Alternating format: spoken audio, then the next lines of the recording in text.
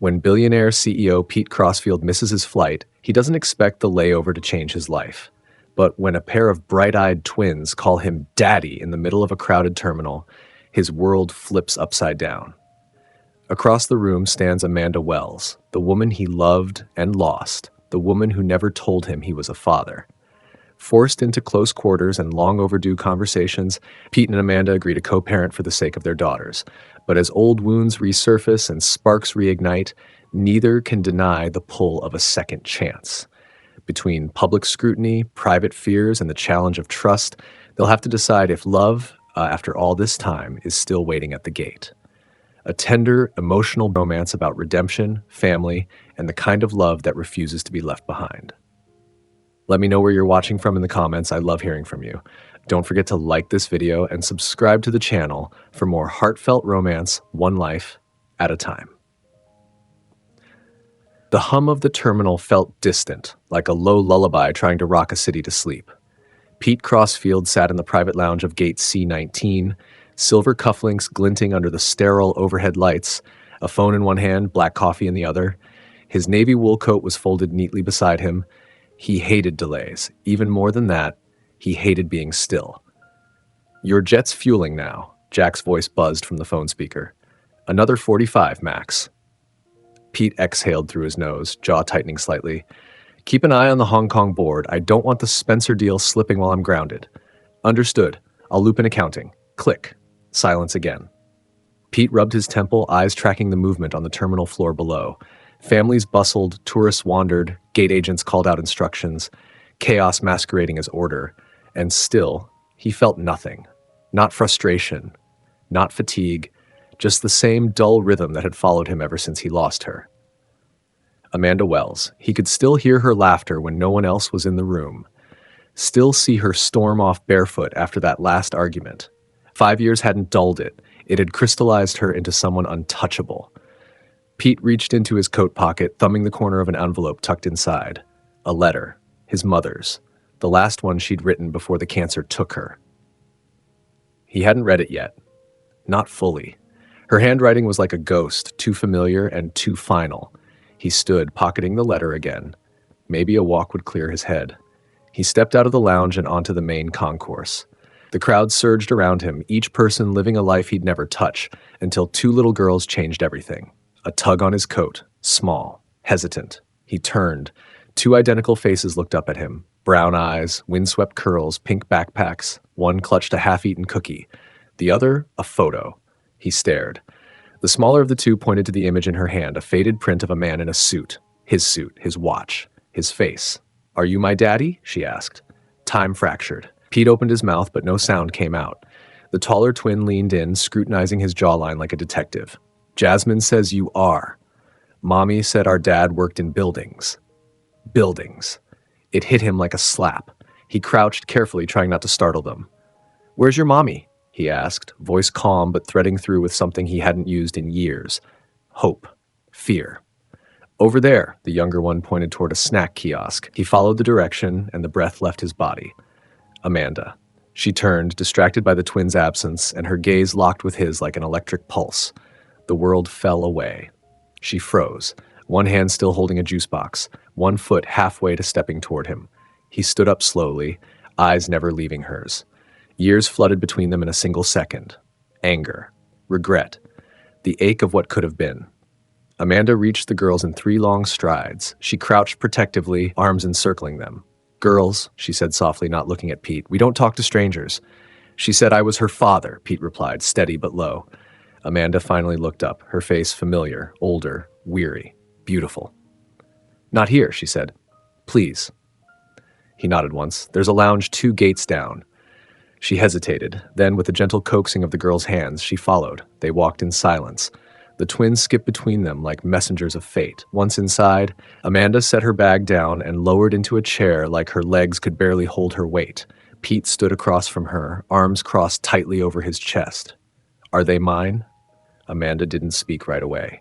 She looked at her daughters, so blissfully unaware, sitting together with shared cookies, swinging their legs like this was just another airport stop. She lifted her gaze. "Yes," she whispered, "they're yours." The silence that followed wasn't empty. It was dense, Holy. A reckoning. Pete sat down slowly, hands clasped in front of him like he was praying. Why didn't you tell me? Amanda blinked, but no tears came. Her voice was even. You wouldn't have listened. You were already gone. I had a right to know. And I had a right to survive.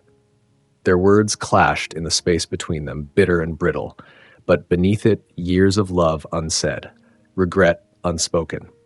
Pete looked over at the girls again, one of them now resting her head on the other's shoulder. They look like you, he said quietly. Amanda's chin trembled. They laugh like you. Outside the terminal windows, a plane lifted into the fading sky. Neither noticed. They were both grounded, here, now, by the weight of everything they'd never expected. And just maybe everything still possible.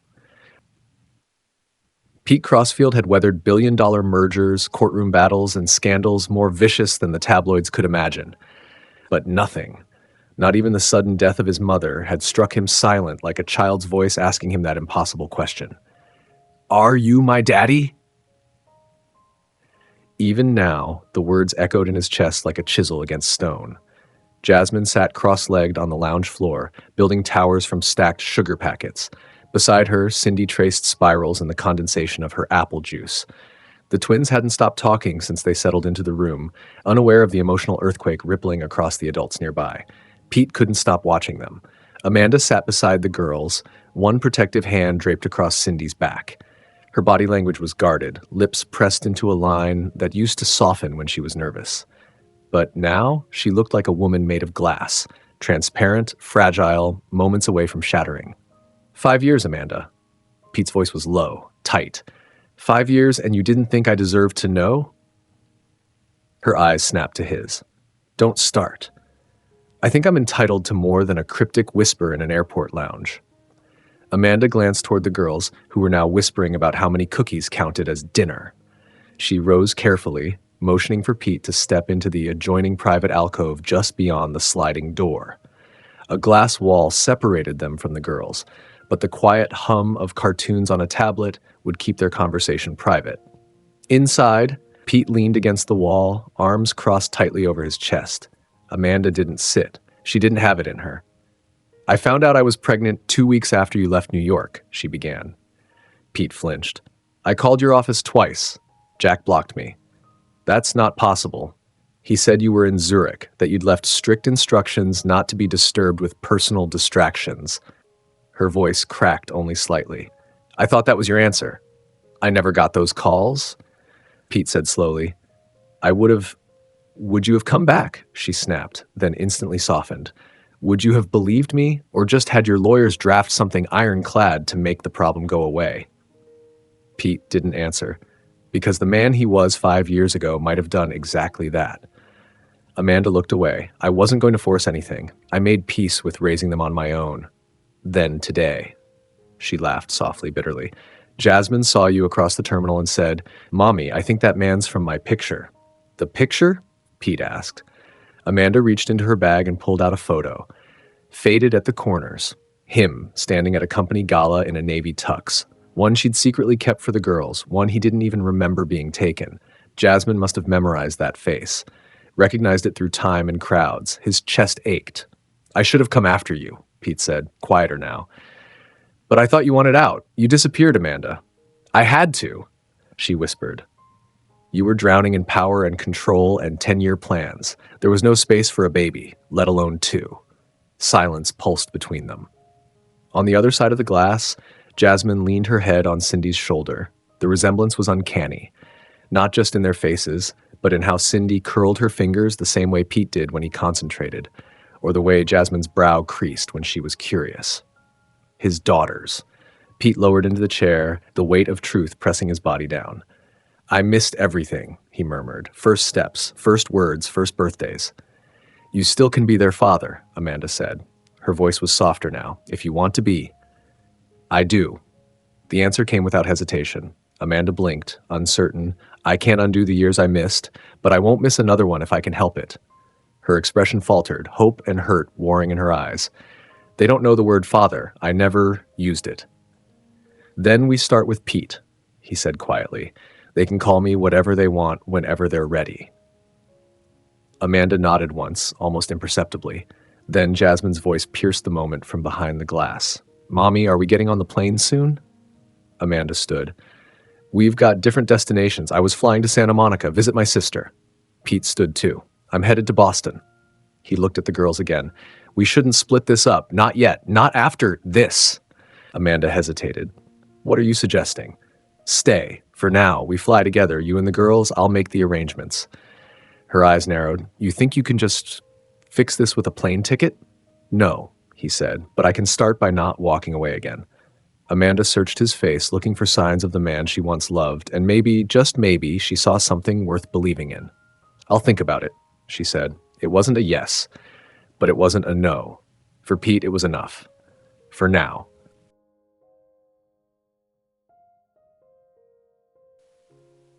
Amanda hadn't planned on returning to Boston, certainly not with Pete Crossfield seated a few feet away, eyes fixed on the daughters he didn't know existed until 20 minutes ago.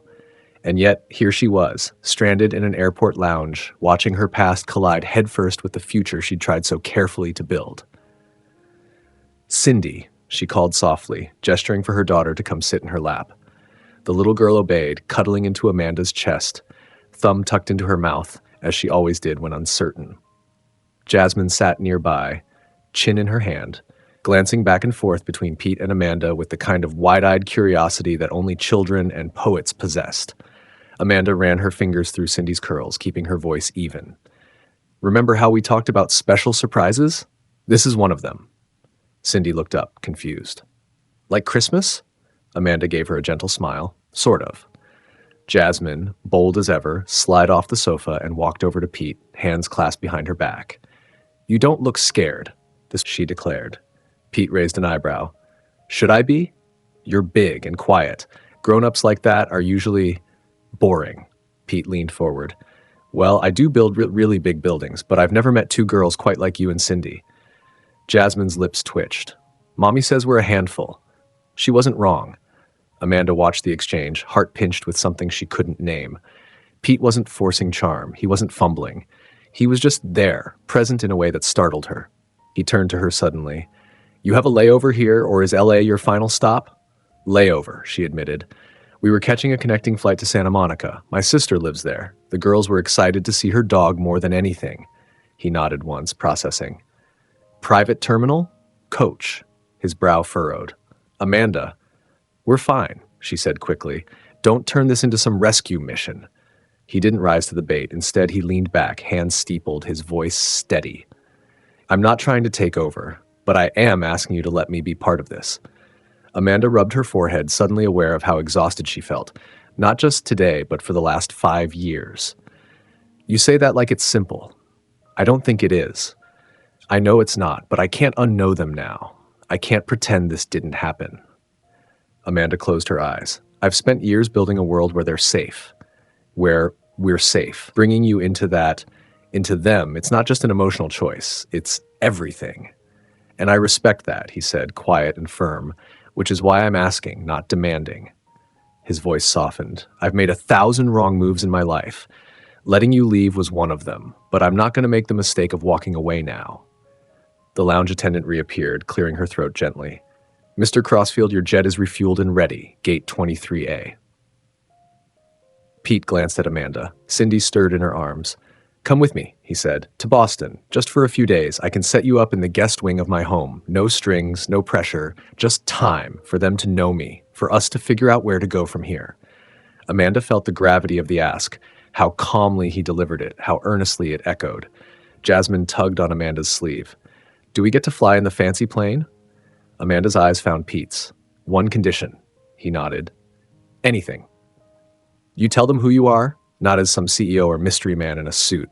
Just Pete. Pete's jaw relaxed. Deal. Amanda turned to her daughters, her voice calm but trembling at the edges. Girls, we're going to take a different flight, a little detour. Like an adventure? Cindy asked, perking up. Amanda smiled faintly. Exactly like that. Pete stepped forward and for the first time stood beside Amanda instead of across from her. We'll board soon, he said quietly. But before we go, he crouched down, looking the girls in the eye. My name is Pete. I used to know your mom a long time ago, and I'm hoping I can get to know you too, if that's okay. Cindy tilted her head. Do you like dogs? Pete blinked. Sure. Okay, she said solemnly. Then you're allowed. Amanda couldn't stop the small, incredulous laugh that escaped her lips. And just like that, something unspoken shifted. A tentative start, a new current pulling them toward the unknown. Amanda glanced out the window as the sun dipped low, streaking the sky in orange and gold. This wasn't the life she imagined, not the plan she'd clung to so tightly. But maybe, just maybe, it was the one waiting for her all along.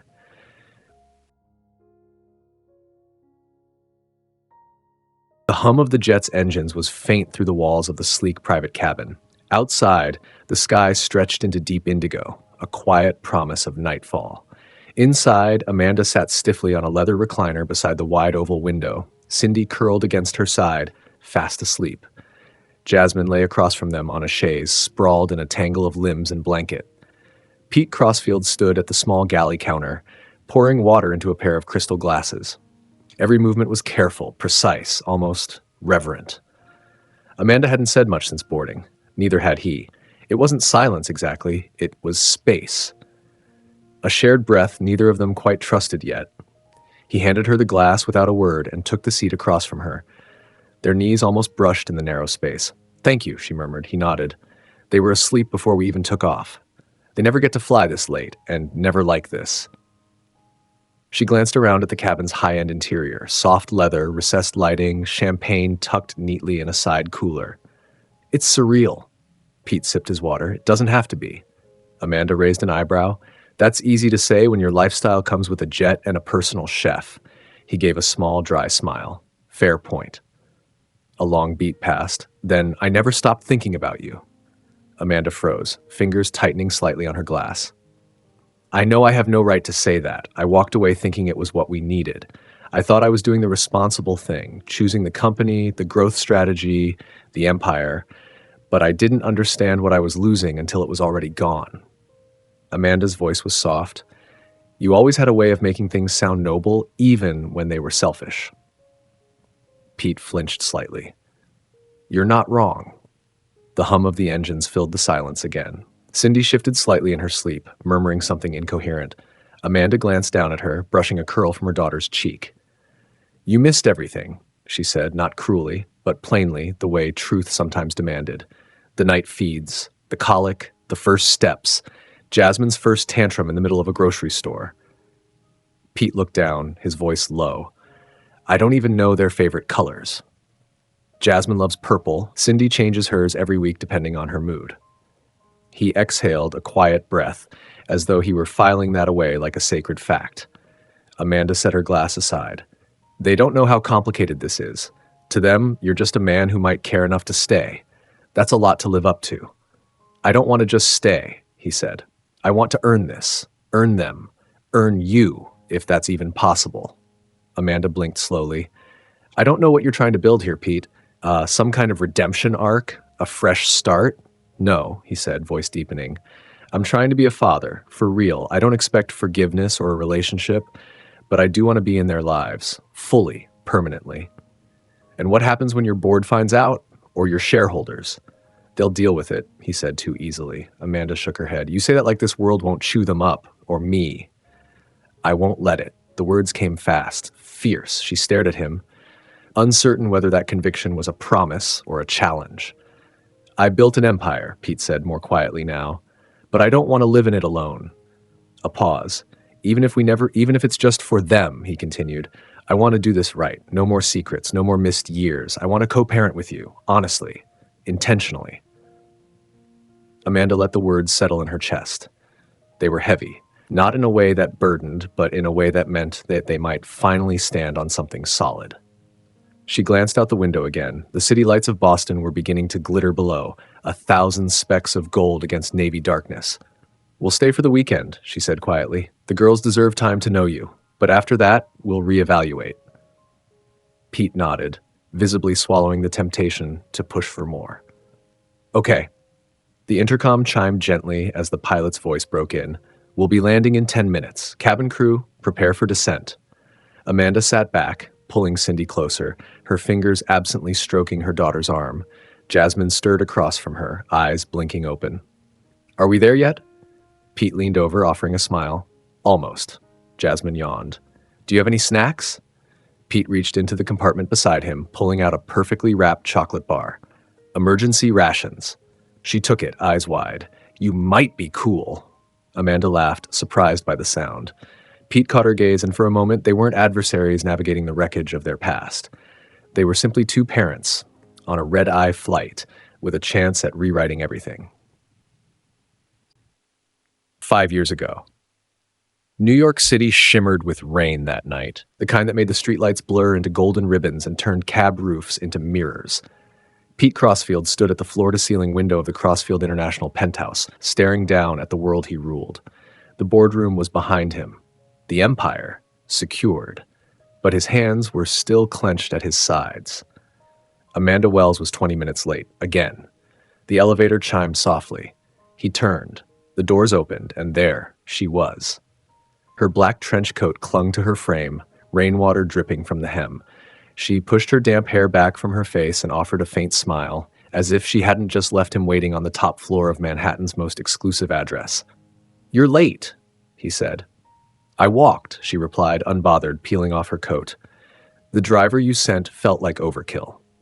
Amanda, it was pouring. And I'm not made of sugar, she said, glancing around. Besides, I needed the air. Pete moved toward the bar, pouring her a glass of white wine before he spoke again. The press is circling. After Zurich, they've started asking who's been traveling with me. Well, she said, accepting the glass, that's not my problem. His jaw tightened. We agreed to keep things quiet until the first quarter closed.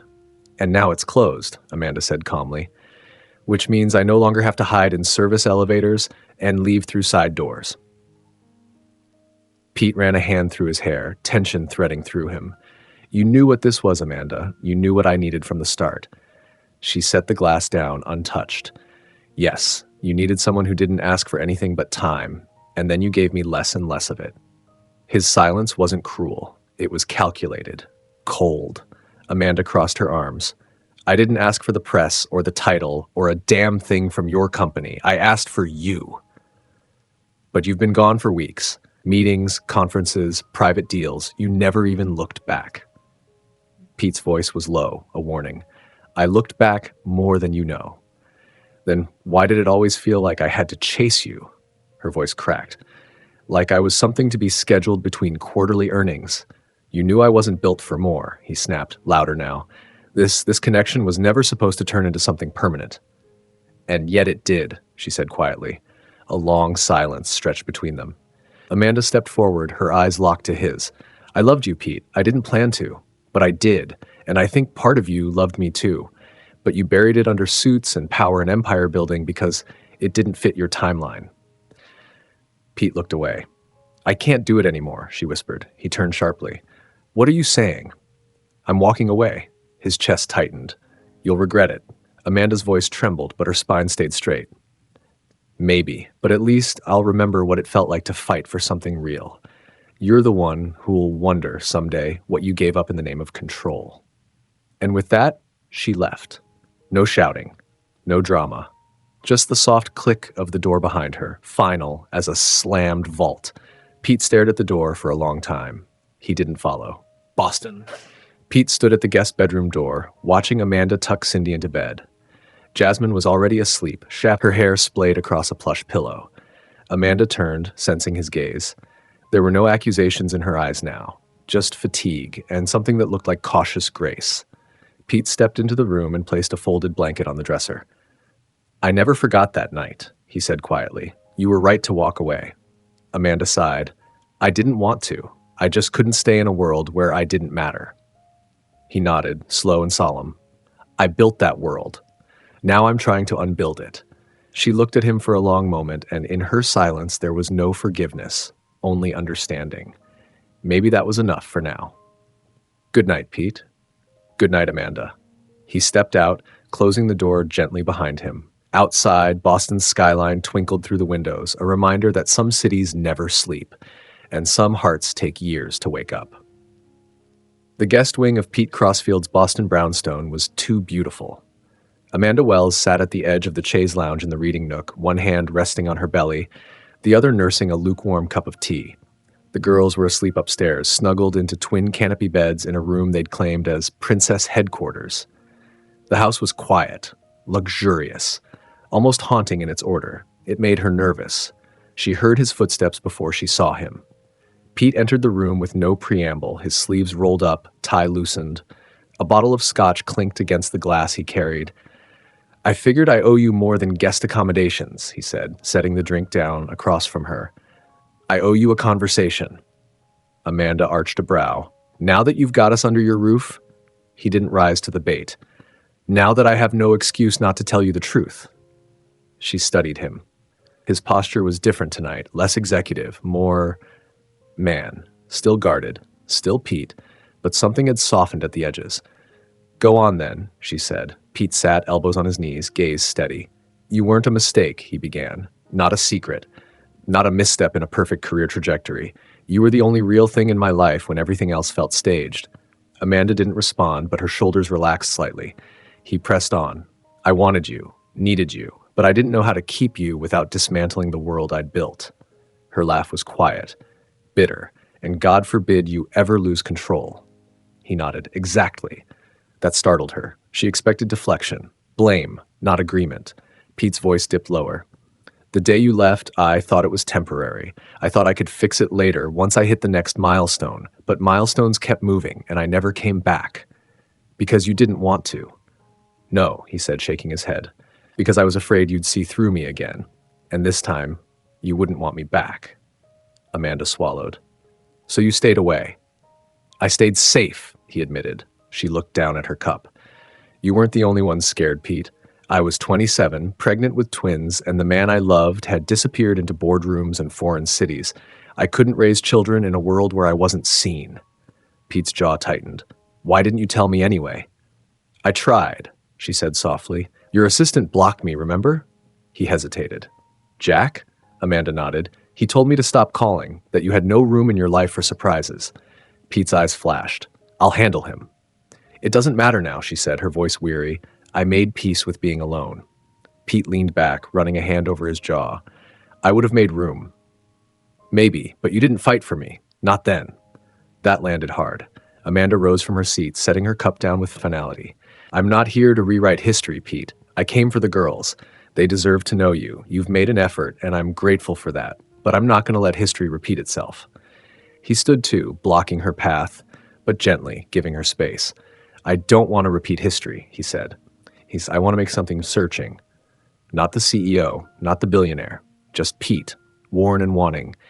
Then start by proving it," she whispered. "Not to me, to them, to yourself." Pete nodded. "Okay." Amanda stepped around him and paused at the door. "One more thing," she added, not looking back. "Don't expect me to fall back into your arms. I don't trust that version of you anymore." His voice followed her out, soft and certain. "Then I'll become someone you can." In the hallway, Amanda stood still for a long moment, not because she didn't believe him, but because, terrifyingly, she almost did. The morning sun broke through the Boston skyline like it had something to prove, casting golden stripes across the crossfield kitchen floor. Amanda stood barefoot at the marble counter, pouring cereal into small bowls, while Cindy colored at the island, and Jasmine tried to convince the housekeeper to let her help with the dishwasher. Pete hadn't come down yet. Amanda wasn't sure whether to be relieved or disappointed. The day was already off kilter. Their original plan had been to fly out to California by now, back on their own route. She was supposed to meet her sister, let the girls play with her nephew, soak in the quiet relief of time away. But Pete had offered a detour, and she'd taken it. And somewhere between the bedtime story and the silent walk back to the guest suite, she'd forgotten to confirm their return flights. A mistake? Or a choice? She wasn't sure. The soft pad of footsteps across the hardwood drew her gaze upward. Pete entered the kitchen in a dark gray quarter-zip and slacks, freshly shaven, eyes still shadowed with fatigue. "Morning," he said, voice low but clear. "Morning," Amanda replied, handing Cindy her spoon. "Sleep okay?" he asked, carefully neutral. "As well as one can in an actual mansion," she said dryly. He gave a half smile and reached for the coffee. "Flights?" Amanda hesitated. "We missed the original connections. I didn't rebook." Pete paused with the mug midair. Didn't or didn't want to? She didn't answer. He didn't push. Instead, he poured her a cup and slid it across the counter without a word. "Thank you," she said, taking it. Their fingers brushed briefly, enough to feel, but not enough to hold on to. The silence between them had started to evolve. No longer loaded with anger or grief, it had texture now. Hesitation. Wonder. Jasmine scrambled up onto a bar stool and pointed at Pete. "Are you coming with us today?" He blinked. "Where are we going?" "Anywhere," she shrugged. "You're not at work. You can be fun today." Pete glanced at Amanda as if awaiting instructions. She set her mug down. "There's a children's museum downtown. Interactive, messy, loud." "I'm in," he said immediately. Amanda raised an eyebrow. "You? In a room full of sticky toddlers and noise?" He leaned on the counter, eyes locked to hers. "If it means spending the day with them and you, I can handle sticky." The moment stretched. Cindy giggled and tossed a Cheerio at her sister. Jasmine retaliated with a spoonful of air. Amanda intervened before the warfare escalated and turned to Pete. "All right, Mr. Billionaire. If you're serious about this, you'll need to carry snacks, navigate a bathroom line, and survive a bubble exhibit that smells vaguely of feet." Pete grinned. "You're on." Later that afternoon, the museum was a cacophony of shrieks, giggles, and the occasional tantrum, none of which belonged to Pete. He crouched beside a bubble tank, sleeves rolled up, helping Cindy dip a plastic hoop into soapy liquid. Jasmine tugged on his back pocket to show him her masterpiece on the magnetic wall. Amanda stood back, watching them from the cafe window with her coffee in hand, and for a moment, she allowed herself to imagine this as normal. A father. His daughters, smiling, not guarding. It wouldn't last. She knew better, but it was something. Pete eventually approached, out of breath, his hair sticking up slightly. "They are relentless." "They get it from their mother," Amanda teased. He chuckled. "I believe that." She turned serious. "You're good with them." "Is that a compliment?" "It's a warning," she said softly. "They're going to get attached." He nodded, more solemn now. "So will I." Amanda looked away, heart tipping slightly. "They're worth it," Pete added. "So was I," she said. It wasn't an accusation. It was just a truth she needed him to hear. Back at the brownstone hours later. The girls were asleep, sprawled like starfish across their beds. Amanda changed into her robe and padded downstairs to grab her book and found Pete still in the living room, loosening his tie, one hand raking through his hair. "You're still dressed like you had meetings," she said. He glanced up, smile tired. "Habit. You can't work your way into being a father, Pete. It's not a quarterly goal. You're either in this or you're not." "I'm in," he said without hesitation. Amanda studied him, heart thudding. "Then, we need to call my sister, let her know we're not coming just yet." Pete nodded. "And after that, we figure out how to live in this strange middle place," she said, "where we're not enemies, not lovers, and definitely not strangers anymore." He stepped closer. "I'll take middle ground if it brings me closer to you." Amanda swallowed hard, then turned away, heart aching, for what was, for what might be. They'd missed their flight, but maybe not their chance.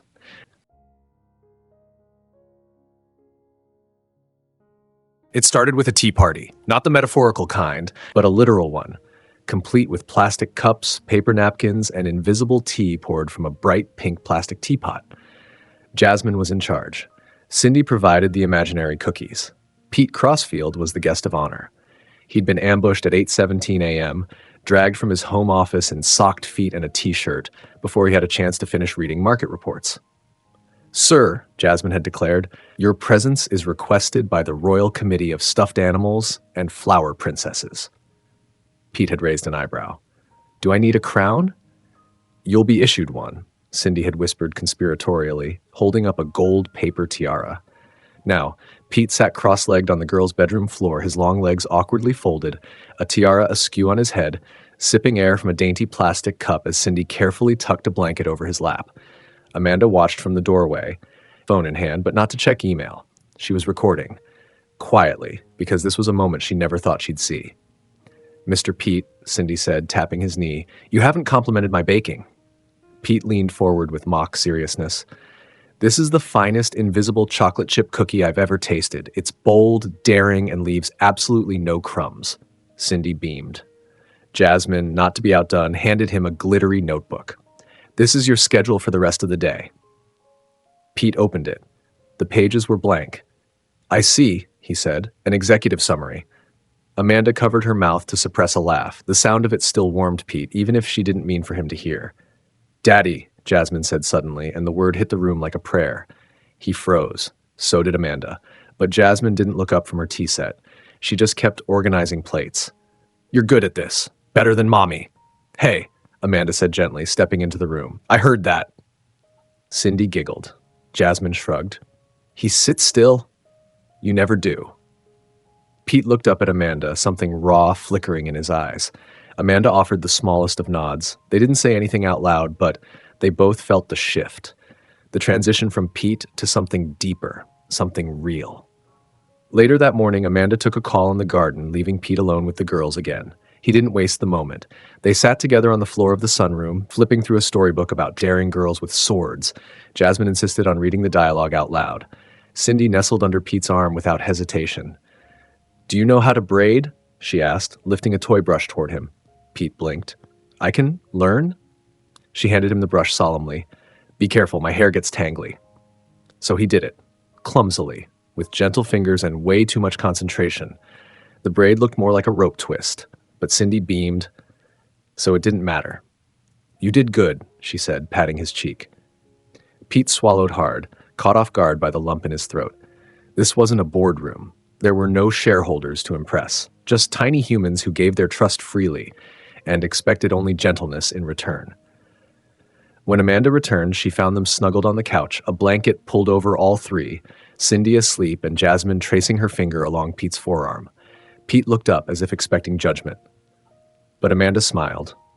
"You're a natural," she said. "I don't feel like one," he admitted. "You're here. You're trying." She paused. "That's more than a lot of fathers give." Pete gently shifted Cindy so Amanda could scoop her up. Jasmine stood and stretched, then wrapped her arms around Pete's neck without warning. "I'm glad we missed our other plane," she said. Pete blinked. "Yeah," he said softly. "Me too." After the girls went to bed, Pete found Amanda on the back patio, wrapped in a throw blanket, staring out at the dark garden lit by string lights. "I'm not trying to replace anything," he said, easing down into the chair beside her. "I know. But if they'll have me, I want to be part of their world. Fully. Not just when it's convenient." Amanda's voice was quiet. "They already think you hung the moon. Just be careful with their hearts. They're still learning how to guard them." Pete nodded. Then, after a long moment, "What about you?" Amanda didn't answer right away. Then she turned to him, her voice barely above a whisper. "I'm still learning too." The morning came with fog rolling off the Charles River, curling in soft, silvery threads around the windows of Pete's brownstone. Amanda stood in the kitchen, her hands wrapped around a mug of black tea she hadn't touched. Across the marble island, Pete was laughing with the girls. Real, unguarded laughter that lit up his face in a way she hadn't seen in years. Jasmine was animatedly explaining why jelly beans were superior to strawberries, while Cindy quietly handed Pete one of her hand-drawn awards that read Best Tea Party Guest Ever. It should have made Amanda smile, and it did, but it also scared the hell out of her. She took her tea into the living room, away from the cheerful chaos, and sat on the edge of the sofa, her mind spiraling through old, familiar defense mechanisms. She had worked too hard to feel safe, too long to rebuild structure from the ruin Pete left behind. And now, he was making it all so easy, too easy. Because this version of Pete, the one who knelt on floors, who braided hair, who whispered bedtime stories with a patience he'd never shown before, was the one she could have fallen for all over again. And she couldn't afford to. Not now. Not if it meant risking the fragile peace she'd fought to protect. She stared down at her tea, still untouched, still steeping in silence. Later that day, Tamara Dean's voice crackled through Amanda's phone speaker as she sat on a bench outside the museum, watching Pete and the girls attempt to fly paper planes that looped and nosedived across the park. "You sound," Weimer said. "I don't sound weird. You sound like someone who just realized her ex might not be the villain she built him up to be." Amanda exhaled sharply. "He wasn't there, Tam, for 5 years. I did all of it alone. The diapers, the milestones, the fevers. He chose silence. He chose control. And now?"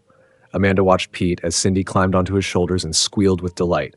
He was smiling like he had nowhere else in the world to be. Amanda's voice softened. Now, he's trying. He's listening. He's letting them in. Tamara paused. And you? I don't know how to let go of the walls, Amanda admitted. I built them so well I don't know where I stop, and they begin. Then start small, Tamara advised. A window before a door. Amanda laughed under her breath. You sound like a therapist. I read a lot of self-help while you were in newborn hell. Comes with the territory. They hung up with a promise to talk soon. Amanda slipped the phone into her bag and walked toward her family, because that's what they were becoming, whether or not she'd admitted it yet. That night, Pete was in the kitchen cleaning up when Amanda came down the stairs in leggings and a soft sweater, hair pulled into a loose braid. He looked up. Girls asleep? Out cold. They insisted on telling me everything you said during the paper plane tournament. Oh no, he said, mock groaning. They told you about the part where I lost to Cindy? Amanda smiled faintly, then turned serious. Thank you. Pete wiped his hands on a dish towel. For what? For showing up, for letting them in without pushing. He studied her face. I know you don't trust me yet. I don't blame you. Amanda stepped closer. You're right. I don't. Not completely. But I'm starting to believe you're not here for ego or image. I'm here for them, he said quietly, and I'm here for you, in whatever way you'll allow. Amanda's chest tightened. I don't know what that looks like yet, she admitted. Then we figure it out, together. He reached for a plate, brushing past her as he placed it in the drying rack. Their hands touched briefly. She didn't flinch. It wasn't a kiss, not a confession, but it was something. A window, a start. The quiet after bedtime was Amanda's sanctuary. The house was still, dimly lit by low sconces and the occasional flicker of city light through the tall windows. She stood on the second-floor landing, overlooking the grand staircase, one hand resting lightly on the banister. Below, Pete was in the living room, alone, seated on the edge of the couch with a file folder in his lap, open but unread. He wasn't working. That in itself was saying something. Amanda padded down the stairs slowly, quietly, though he must have sensed her presence. He didn't look up until she crossed the room and sat in the armchair opposite him. I spoke with the girls before bed, she said, voice calm, measured. He set the folder aside. And? They think we live here now, she said, almost smiling. Jasmine's already named the guest bathroom hers. Pete chuckled. That tracks. Amanda exhaled, then folded her hands in her lap. They're adapting. Quickly, which means we need to be careful. He nodded. Agreed. No sudden moves, no confusing signals. This house, it's not home for them. Not yet. And it's not ours. We're still figuring out what this is. Also agreed, Pete said. He didn't try to convince her otherwise. That mattered. Amanda looked around the room, tastefully decorated, sophisticated, far more elegant than anything she'd been able to offer the girls. It wasn't about wealth or luxury. It was about permanence. And Pete, for the first time in years, didn't seem like he was only passing through. I was thinking, he said cautiously, we keep things simple for now. A few weeks, shared mornings, shared dinners. No pressure, no labels, just co-parents learning what that even means. Amanda tilted her head. That sounds dangerously reasonable. He gave her a tired smile. I'm not the same man you left, Amanda. I know, she said softly, but I'm not the same woman you remember either. Pete met her gaze. That's probably a good thing. A silence settled between them, comfortable, not strained. Like two people sitting at the same side of a chessboard for once, not playing against each other, but against the unknown. After a long moment, Amanda leaned forward slightly. If we're doing this, really doing it, I need one thing from you. Name it. Consistency, she said. I don't care about gifts or grand gestures. I care about showing up, being here when you say you will, following through. Pete's voice was steady. You'll get that from me. Not for me, she clarified. For them. He nodded once. For all three of you. She sat back, a flicker of something settling in her chest. Not trust, exactly. Not yet. But the beginnings of it. He stood, stretching, and glanced toward the kitchen. There's leftover takeout from the girls' picnic dinner.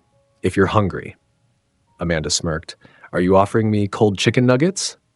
Gourmet, I assure you. Possibly 2 days old. She laughed softly. Tempting. They walked into the kitchen together, not touching, not needing to.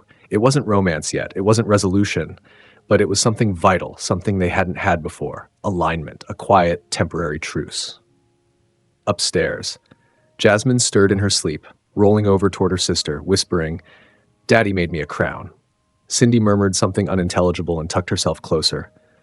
The night settled in, and below them, their parents, two ex-lovers now walking the unlit road of shared responsibility, began the first night of something new. So the first morning they all woke under the same roof wasn't perfect. Cindy spilled orange juice all over the kitchen island. Jasmine locked herself in the powder room because she didn't want to wear socks. Pete burned toast trying to multitask between scrambled eggs and a Zoom call. And Amanda stood at the edge of it all barefoot, half laughing, half exhausted, and wondering if this was how blended families were born. Messy, real, loud, and somehow already familiar. The girls adjusted fast, faster than Amanda had prepared for. Cindy asked if they were going to live here forever now, and Jasmine had started referring to Pete's house as our big place. Pete took it in stride, adjusting his schedule around breakfast and bedtime, like this had always been the rhythm of his life. But for Amanda, settling in was harder. The guest suite was pristine, the walk-in closet almost too generous. A vase of fresh tulips appeared on the dresser each morning. Pete never said anything, but she knew he'd ordered them. It was thoughtful and dangerous, because gestures like that chipped away at the walls she'd rebuilt, and she wasn't sure yet if that was mercy or sabotage. Tuesday afternoon. Amanda stepped out onto the rooftop terrace for a breath of air after lunch. The Boston skyline stretched before her in sharp glass and winter light. She could hear the girls inside playing with Jack, Pete's assistant, who had somehow transformed from intimidating corporate gatekeeper to unofficial Tea Party butler. She needed this moment. Just 5 minutes of silence. Amanda. She turned. Pete had come up the stairs behind her, quiet as ever, holding 2 mugs. He handed her one. Coffee. Perfectly sweetened. "I figured you'd need this," he said. "I did." She accepted it, their fingers brushing again. Too often lately. They stood side by side, not touching, watching the city in silence. He broke it first. "They like it here. I noticed. I know it's a lot. This place. Me." She turned toward him. "Pete, it's not the size of the house. It's what it represents." He didn't flinch. "A life I built without you." Amanda looked away. "A life I couldn't survive being part of." "I know." The admission sat heavy between them, but it was honest, and that counted for something. He sipped his coffee, then asked, "Do you hate being here?" "No," she said, surprising herself. "I don't. That's the part that scares me." Pete's expression didn't change, but something in his eyes softened. "You don't have to be afraid of me. I'm not afraid of you. I'm afraid of the version of me who still wants to believe this could work." He was quiet a beat too long. Then, "What if we just focus on the version of us that raises 2 bright, beautiful girls without tearing each other apart?" Amanda gave a quiet laugh. "That sounds civil." It's a start. They stood there a while longer until Cindy came bounding out with a crayon drawing of Daddy, Mommy, and the big house. Amanda looked at it and blinked twice before taking it gently in her hands. In the picture, they were all smiling, stick figures with big open hearts. She looked up at Pete, whose expression had gone unreadable. "Looks like we've been drafted into something bigger than us," she murmured. He nodded. "Good thing I'm good at building foundations." She rolled her eyes. "Don't make this into a metaphor." He smiled. She didn't return it, but her mouth twitched at the corners, and that was enough. That night, Amanda tucked the girls in and lingered longer than usual. Pete had stepped out for a business dinner. The quiet without him felt different now, less like freedom, more like absence. She sat on the end of Cindy's bed, brushing hair from her forehead. "Is Daddy going to live here forever now?" Cindy asked, eyes sleepy. Amanda hesitated. "We're still figuring that out, sweetheart." "I like when we're all together," Cindy murmured, already drifting. Amanda kissed her forehead, then Jasmine's, before turning off the light and closing the door. Downstairs, she found a note Pete had left on the counter. "Thanks for today, for staying, for trying." She stared at it. It was nothing, and it was everything. She folded it once, carefully, and slipped it into her pocket.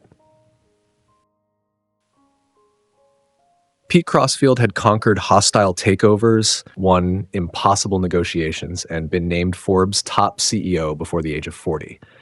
But none of that prepared him for kindergarten drop-off. "Jasmine, honey, your shoes are on the wrong feet," Amanda said as she knelt in the foyer, expertly wrangling the twins, while Pete stood awkwardly to the side, holding two pink lunchboxes like they were unfamiliar tech. "They feel fine," Jasmine declared, defiant as ever. "They're backward," Cindy added helpfully. Pete bent down. "Want me to help?" Jasmine eyed him, suspicious, considering. "Only if you do it the mommy way," she warned. Pete raised his hands. "You'll have to teach me the protocol." Amanda glanced up, lips twitching.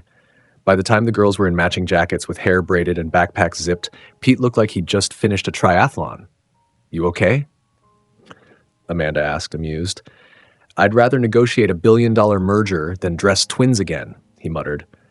But when Cindy took his hand and swung it back and forth all the way to the car, Pete felt something shift in his chest. Something. Grounding. At the school gates, Pete knelt beside the girls, adjusting Jasmine's sleeve as Amanda checked their bags. "You'll pick us up?" Jasmine asked. Pete looked up, startled. "You want me to?" Cindy nodded. "You're not flying away, right?" "No," he said quickly. "I'm here. I'm not going anywhere." Amanda glanced at him over Jasmine's head. That answer wasn't for them. It was for her, too. Later that morning, Pete sat in his home office, the one with the floor-to-ceiling windows and custom walnut desk, scrolling through quarterly reports. But the graphs felt dull, empty. His mind kept drifting to the look on Cindy's face when she handed him her drawing that morning. A castle with the four of them standing in front of it. He was holding Amanda's hand in the picture. He'd laughed. But something about it haunted him. A knock on the door pulled him back. Jack entered holding a tablet. "Your 10 a.m. just moved, and the board is asking about your travel freeze." Pete waved it off. "Push Boston meetings to virtual. I'm not leaving this week." Jack arched an eyebrow. "You haven't stayed in one place this long since your mother's treatment." Pete didn't respond. Jack cleared his throat. "Forgive me. But is this temporary?" Pete looked out the window. "I don't know. Maybe it's permanent. Maybe it's the first real thing I've done." Jack hesitated, then nodded. "Understood. I'll manage the fallout. After school pickup." Pete waited by the gates, standing out like a monolith in his tailored coat, while other parents in yoga pants and windbreakers clustered in sleepy conversation. He checked his watch, twice. When Cindy spotted him, she shrieked, "Daddy!" and barreled toward him like a heat-seeking missile. Pete crouched just in time to catch her. Jasmine sauntered up behind them, arms crossed. "You're late." "I'm 5 minutes early." "You said 3 minutes early." He grinned. "Tough crowd." Jasmine finally smiled. "You still came." "I told you I would." That evening, Amanda stirred sauce in the kitchen while the girls set the table. Pete had offered to help, then somehow ended up with a paper chef's hat on his head and two miniature sous chefs bossing him around. "Daddy's cooking," Cindy whispered, eyes wide. "More like supervising," Amanda muttered under her breath, though the corners of her mouth curved upward. Pete turned from the fridge. "Did I mention I own a restaurant chain?" "Yes," Amanda said. 3 times. But last week you didn't know how to microwave rice." He shrugged. Growth mindset. Dinner was chaotic and loud. Cindy dropped her fork twice. Jasmine argued that tomatoes were aggressively red, and Pete accidentally gave the dog half his bread roll. Amanda watched it unfold like a dream she hadn't realized she missed. After bedtime, when the house went still again, Pete found her in the kitchen, drying dishes. "I think I did okay," he said. "You didn't burn anything. That's a win." "I meant with them." Amanda turned, dish towel in hand. "You were patient, present. You let Cindy braid your eyebrows." Pete winced. "She's very committed to symmetry." Amanda laughed, soft, unguarded. It hit him in the center of the chest. He stepped closer. "I know I missed the beginning," he said, voice low, "but I want the rest." Amanda studied him, unsure if it was the wine, or the quiet, or the sight of him holding her daughter's coat earlier, but something inside her cracked. "Let's take it one night at a time," she said gently. "No promises." Pete nodded. "Okay." Then she reached into the drawer and handed him a note card. Crayon drawings, scribbled hearts. "They made this for you." It read, "Best dad in training." He stared at it, throat tightening. Amanda didn't say anything. She didn't have to. The storm started with a headline. Crossfield and Company CEO cited with mystery woman, twins in tow. Has the billionaire been hiding a family? Amanda found the article first. She was scrolling through her phone at the kitchen table while Cindy colored beside her and Pete took a video call in. At first, she skimmed past it, mistaking the image for clickbait. Then she saw the photo. Blurry, but unmistakable. Pete crouched beside the girls in the museum courtyard, Jasmine holding his hand, Cindy pointing at the camera. Amanda's stomach sank. The article didn't name her, but it didn't need to. The implications were there, heavy between the lines. Secret daughters, a former flame, whispers of scandal. The kind of narrative that sold clicks and damaged reputations. She didn't realize she was gripping her mug until Cindy touched her wrist. "Mommy, you okay?" Amanda swallowed and forced a smile. "Yeah, baby, just surprised." But the tremor in her hand said otherwise. In the den, Pete's call ended in clipped tones. He stood slowly, face unreadable, and entered the kitchen. "You saw it?" Amanda asked. He nodded, jaw locked. "It leaked this morning. Board's already in chaos mode." "I didn't know anyone had taken a picture." "They always do," Pete muttered, "even when they pretend not to." Amanda pushed the phone across the table. "They're going to come after the girls." "Not if I get ahead of it." She stared at him. "How?" "I issue a statement. I claim them." Her breath caught. "You'll go public?" Pete nodded, eyes blazing with that steady CEO resolve she used to hate until now. "I'll control the narrative before someone else does." Amanda's heartbeat roared in her ears. He was choosing this. Her. The girls. In the open. No more shadows. "No PR spin?" she asked cautiously. "No spin," Pete said. "Just truth." Amanda pressed a hand to her chest, unsure whether the ache was fear or something closer to gratitude. "You know this makes it real, right?" she said softly. "It already is," Pete replied. Later that day, Pete stood behind the glass podium at the quarterly investor briefing, flanked by charts, cameras, and cross-field branding. His speech had been vetted by 2 attorneys, his head of PR and Jack, but only the first few lines came from them. The rest? From his heart. "There's been speculation about my private life," he began. "Most of it has been exaggerated or entirely fabricated, except one part. The children. Yes, they are mine. And no, I didn't know until recently, but now that I do, nothing in my life matters more." The room froze. The silence was suffocating. Pete went on.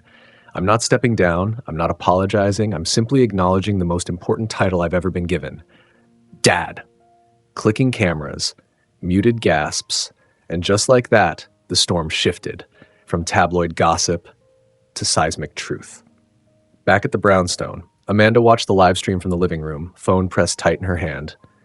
The girls were upstairs, blissfully unaware of how their names were now being whispered in boardrooms and newsrooms. She had never seen Pete look so clear, so certain.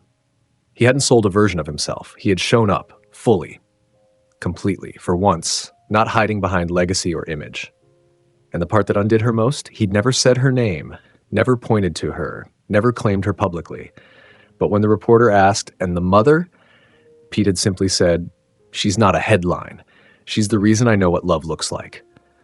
Amanda sat back on the couch, heart thudding, vision blurred. That sentence wouldn't make front-page news, but it made its way into every corner of her soul. That night, Pete returned home late, tie loosened, eyes tired but steady. Amanda met him in the hallway, arms folded, but her expression was softer than he expected. "You did it," she said. He nodded. "I meant it." Amanda looked up at him. "So, what now?" Pete's answer came without hesitation. "Now we protect the girls. We set the boundaries. Together. And if the press gets worse, then we hold the line. Together." Amanda studied him, her voice low. "You're making a habit of saying that word." "What word?" "Together." He smiled faintly. "It's a good word." She didn't kiss him. She didn't need to. She simply stepped closer and stayed. The media didn't back down. If anything, Pete's announcement lit the fire under them. By morning, paparazzi staked out the brownstone, camera flashes bouncing off car windows. Headlines speculated, analysts debated, and morning talk shows dissected his press conference like it was a royal scandal. Amanda tried to shield the girls from it. She kept the curtains drawn, limited screen time, told them the cameras outside were just people who like Daddy's buildings. But she could feel the weight of it creeping in through text messages, voicemails, emails from people she hadn't heard from in years. By lunchtime, her name was trending on social media. Not Amanda Wells, the woman. Amanda Wells, the mother of Pete Crossfield's secret twins. She was being dissected like a case study. How they met, where she went, why she never told him. Everyone had a theory. Everyone wanted a piece of her. By 3 p.m., Pete was fielding urgent calls in his study. Jack paced nearby, muttering legalese and crisis containment language. Amanda stood just outside the door, one arm crossed tightly over her chest, the other cradling her phone. Her photo had been leaked, a candid, taken yesterday at the museum.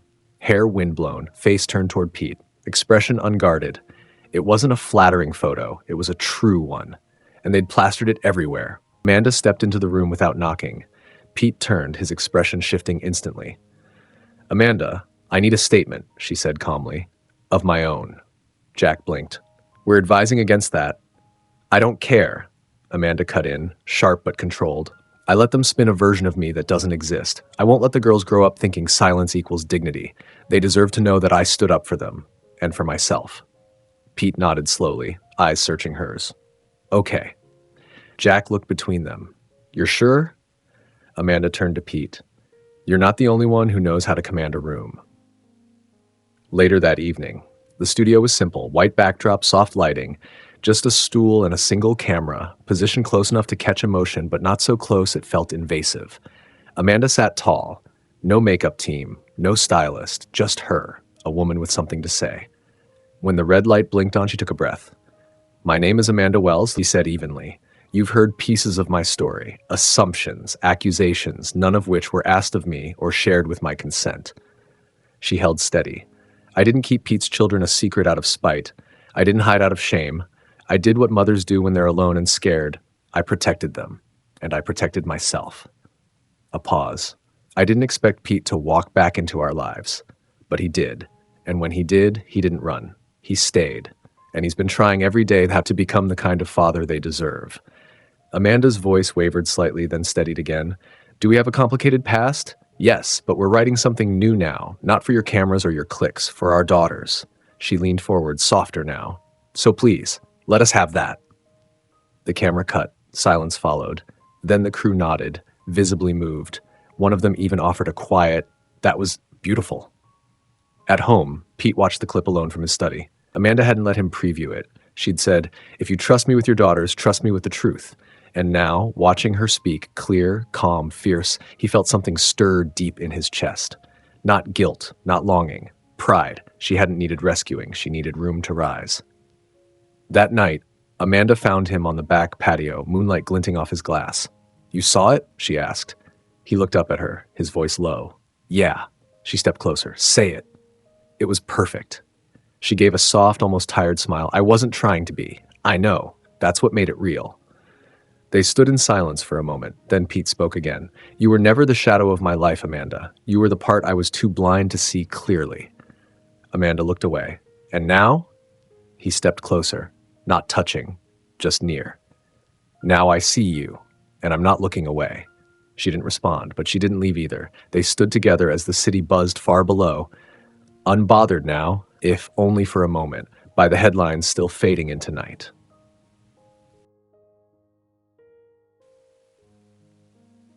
The boardroom at Crossfield International was colder than Pete remembered. Not in temperature, though the AC blasted with its usual icy precision, but in tone, in presence, in politics, the kind that clung to tailored suits and pursed lips. 10 board members sat around the marble conference table, eyes sharp, tablets open, waiting for him to explain himself. Again. He stood at the head of the table, posture relaxed but voice deliberate. "I've already addressed the media," Pete said. "I've owned the story. This meeting is to move forward, not relitigate what's already public." Silence. Then Barton Elridge, senior partner and longtime shareholder, cleared his throat. "Your personal situation has created uncertainty, Pete. The markets are steady," Pete cut in. "We've lost less than 0.5%. Nothing outside the normal post-announcement swing." A younger board member, Maren Kim, leaned forward. "You've always drawn a line between your private and public life. And now suddenly, you're using the company platform to issue a personal statement about fatherhood and domestic priorities?" Pete didn't blink. "I didn't use the company. I used my voice. And I stand by every word." Barton frowned. "What's the end game here? Are you rebranding as a family man? Should we expect diaper commercials next quarter?" Laughter, tight, forced, rippled down the table. Pete didn't join in. He stepped closer, placing both palms on the table, his voice calm, but hard enough to freeze the room. My end game is exactly what it's always been: long-term vision, ethical leadership, and sustainable legacy. But I won't compromise my role as a father to make this board feel more comfortable. If that's a problem, we can vote on it. No one moved. No one dared. Pete leaned back. Good. Then let's get to the numbers. Back at the brownstone. Amanda wasn't surprised when Pete came home late. She was sitting on the couch in sweats, laptop balanced on her knees, emails half-written. The girls had gone to sleep an hour ago, Cindy with her usual thumb-sucking, Jasmine after a small tantrum about bedtime fairness. Pete dropped his briefcase near the door and loosened his tie with the kind of weary grace that only CEOs mastered. How bad? Amanda asked, not looking up. Pete sank into the chair across from her. They want to know if I've gone soft. Have you? He gave a small smile. Only where it counts. Amanda closed the laptop and set it aside. They think I'm a liability. Yes, he said honestly, but not the kind they can measure in shares. She rubbed her hands together. You didn't have to defend me. Pete met her eyes. I wasn't defending you. I was protecting my family. You. The girls. That doesn't need board approval. Amanda looked at him for a long moment. You've changed. I'm trying, he said. Trying is good, she replied. But you're not in this alone. You don't always have to be the one holding the line. He tilted his head. What does that mean? It means I can take the heat sometimes too. Let them underestimate me. Let them think I'm a distraction. They'll never see me coming. Pete's smile widened. Amanda stood, walked toward him. Then, just as she passed his chair, she dropped a hand on his shoulder. I'm not your weakness, Pete, she said softly. I might be your shield. And with that, she left him in the quiet hum of the room, the firelight flickering over the edges of his suit, and a heart that had never been so full. Upstairs. The girls slept soundly. The world outside buzzed with opinion and scrutiny, but inside something stronger was taking root. A partnership, built not just on love, but on alignment.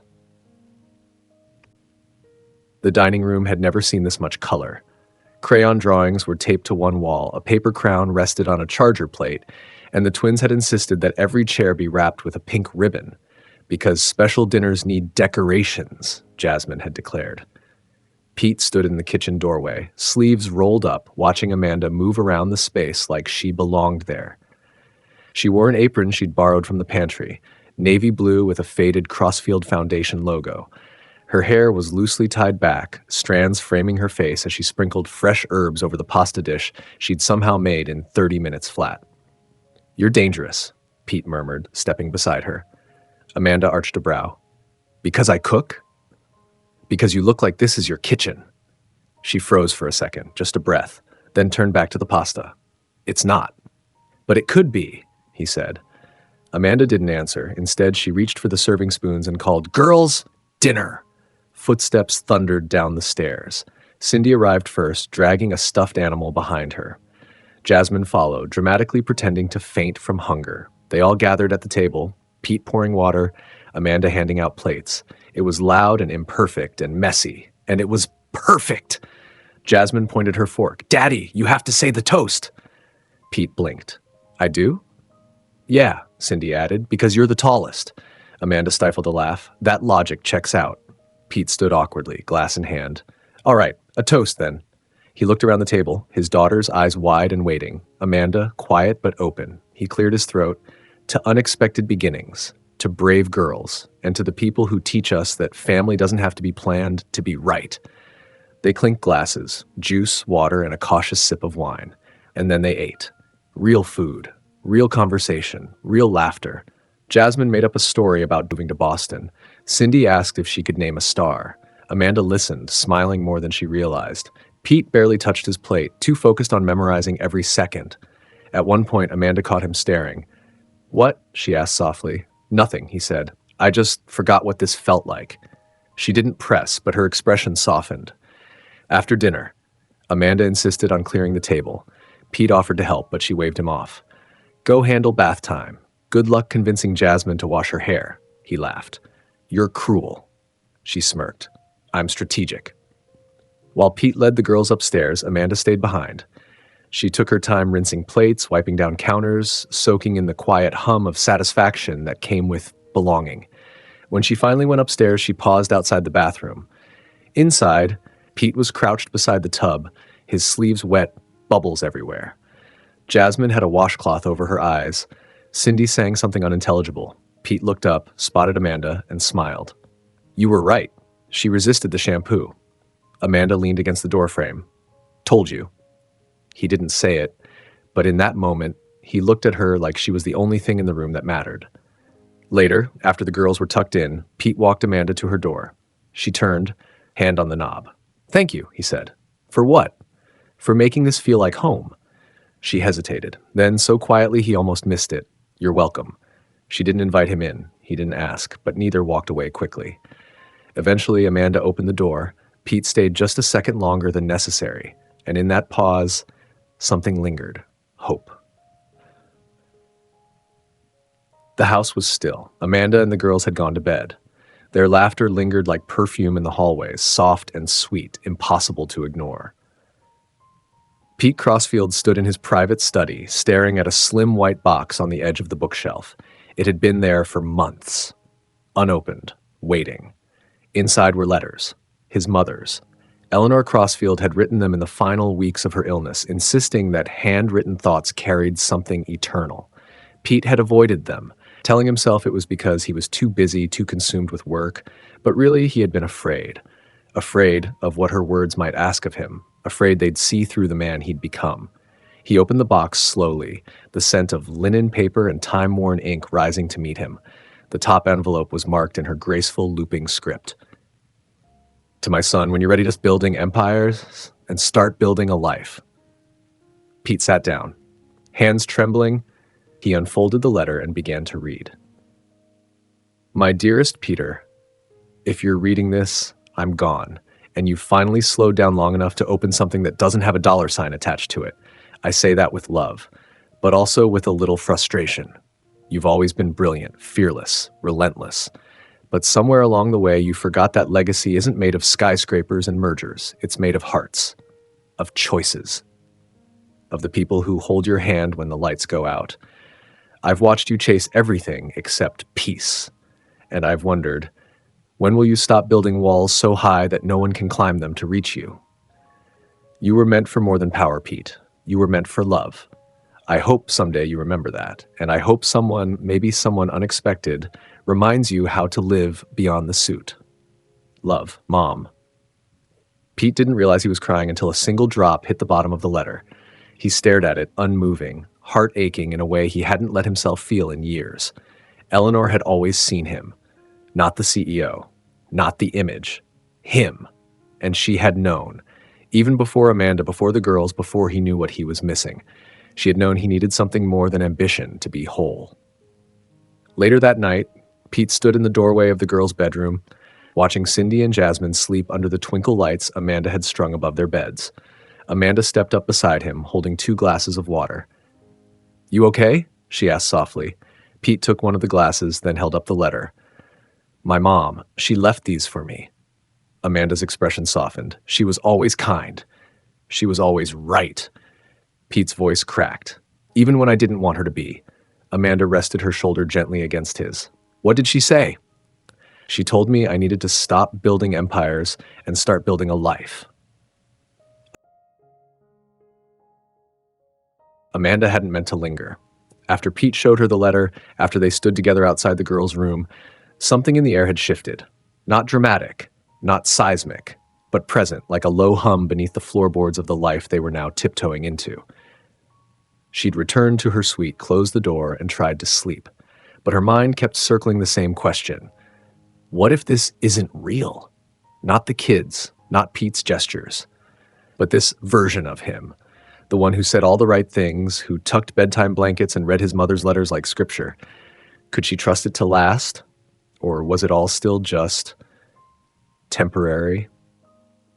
The next morning, Amanda rose before the girls. She padded into the kitchen in slippers, hoping for solitude, only to find Pete already there, hair damp from a run, mug in hand, reading a physical newspaper like it was still 2005. He looked up and smiled. "Didn't expect to see you before sunrise. Couldn't sleep." He poured her a cup without asking, just the way she liked it. "I'm thinking of enrolling the girls in the elementary school nearby," he said. "It's top-rated, and it would give them stability. Amanda sat down, fingers wrapping around the mug. You're making a lot of long-term decisions. I am. She hesitated. What happens if we don't work out? Pete looked at her, the question hanging like mist between them. Then I'll still be their father. That doesn't change based on us. But it changes everything about what this looks like. He nodded. I know, but I'm not doing this to win you back. I'm doing it because it's right.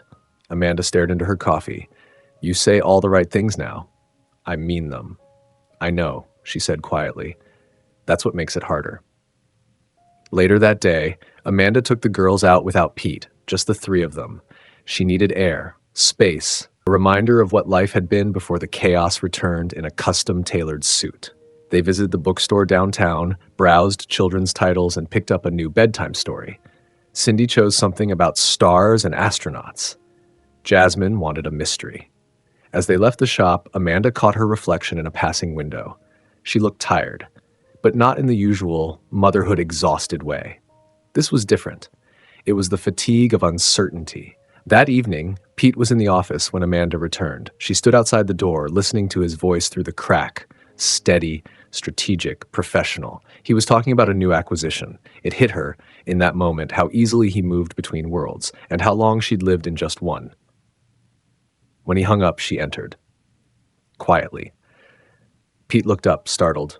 Hey, everything okay? I saw you in your world again today, she said. And it's dazzling, Amanda admitted. Efficient, impressive, and nothing like mine. Pete rose slowly, as if sensing the walls coming up. I know we come from different places, he said gently, but that doesn't mean we can't build something together. Amanda shook her head. I'm not talking about money or career. I'm talking about tempo. You live in acceleration. I live in moments. I'm trying to slow down, he said. She looked at him vulnerable and raw. But will you stay slow when this isn't new anymore? Pete stepped forward. Amanda, I need to believe that I won't be left trying to keep up again. He didn't touch her, but his voice was soft. Then I'll match your pace, step for step, as long as you'll have me beside you. Amanda blinked back the sting in her eyes. I want to believe that. Then let me prove it. She nodded almost imperceptibly, still guarded, but still there. That night, she fell asleep reading the new storybook to the girls. Pete found her in the middle of the bed, the book resting on her chest, the twins curled against her. He didn't wake her. He simply pulled the blanket over all three of them and stayed.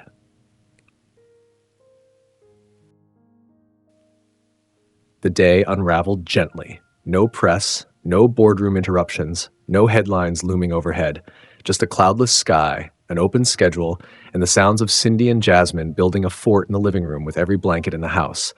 Amanda watched from the stairs, arms folded loosely over her chest. It was becoming easier to smile, easier to stay. Pete walked in from the patio, holding 2 cups of lemonade.